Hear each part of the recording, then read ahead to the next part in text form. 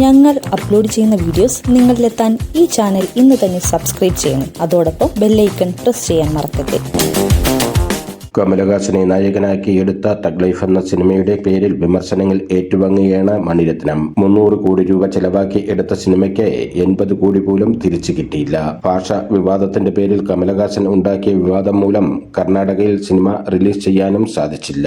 ഒടുവിൽ സുപ്രീം കോടതി cinema release ചെയ്യാൻ അനുമതി നൽകുമ്പോഴേക്ക് വിതരണത്തിനെടുക്കാൻ ആളുമില്ലായിരുന്നു. പണ്ട് നായകൻ എന്ന പേരിൽ കമലഹാസനെ നായകനാക്കി എടുത്ത സിനിമ ഹിറ്റായിരുന്നു. അതുപോലെ ഒരു സിനിമ പ്രതീക്ഷിച്ചു വന്ന ആരാധകർക്ക് കടുത്ത നിരാശയാണ് തഗ് ലൈഫ് സമ്മാനിച്ചത്. നായകൻ പോലൊരു സിനിമ പ്രതീക്ഷിച്ചു വന്ന ആരാധകരോട് ഞാൻ മാപ്പ് ചോദിക്കുന്നു.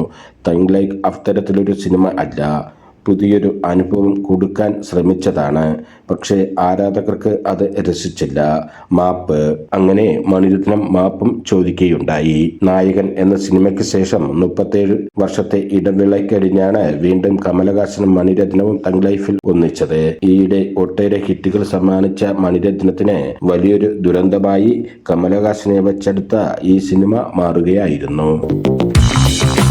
ഞങ്ങൾ അപ്ലോഡ് ചെയ്യുന്ന വീഡിയോസ് നിങ്ങളിലെത്താൻ ഈ ചാനൽ ഇന്ന് തന്നെ സബ്സ്ക്രൈബ് ചെയ്യണം. അതോടൊപ്പം ബെല്ലൈക്കൺ പ്രസ് ചെയ്യാൻ മറക്കരുത്.